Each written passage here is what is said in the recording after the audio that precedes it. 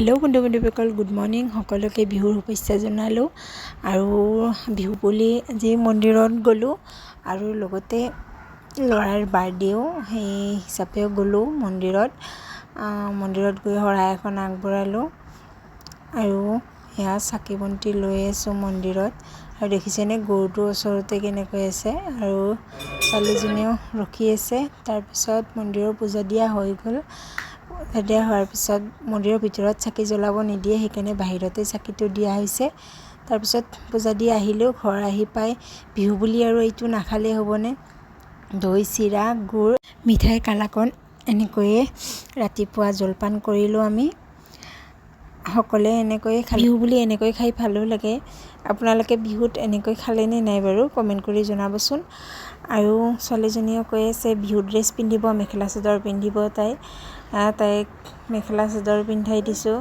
খুবেই ফূৰ্তি পাইছে তাই মেখেলা চাদৰ পিন্ধি। আৰু লগতে মোৰ মা দেউতা আহিছে, যিহেতু আজি ল'ৰাৰ বাৰ্থডে, নাতিৰ বাৰ্থডে, সেইকাৰণে আহিছে। আৰু বাইদেউৰ ছোৱালী ভাগিনীজনী তাইও আহিছে। আৰু সিহঁতে আহি দুপৰীয়া ভাত তাত খাই সোনকালে গুচি গৈছে, কাৰণ বিহুৰ কথা যিহেতু। আমিও বেছি দেৰি কৰা নাই কেক কাটিঙৰ সময়খিনি। হাজবেণ্ডে গৈ 4:30 মানত কেকটো লৈ আহিছে। দুপৰীয়া কেকটো কটা নহ'ল কিয় কেকটো বনোৱা হোৱা নাছিল। তাৰপিছত বিহু বুলি ট্ৰেডিশ্যনেল ড্ৰেছ পিন্ধি গুডুৰ বাৰ্থডে চেলিব্ৰেট কৰিলোঁ আৰু সৰুকৈ, কাৰণ গোটেইকেইটাৰে গাবোৰ ভাল নহয়, সেইকাৰণে এনেকৈয়ে কৰিলোঁ। আৰু আজি যিহেতু বিহুৰ কথা, বিহুৱান ধুই ওপৰত মেলি দিছিলোঁ আৰু বিহুৱান ল'ব গৈছিলোঁ আমি। আৰু আইতাকে তাইক লগাই দিছে বিহুৱান আৰু গুডুকো বিহুৱান লগাই দিছে। আৰু ময়ো ল'লোঁ বিহুৱান, মায়েও ল'লে, হাজবেণ্ডে আহিও লৈছে।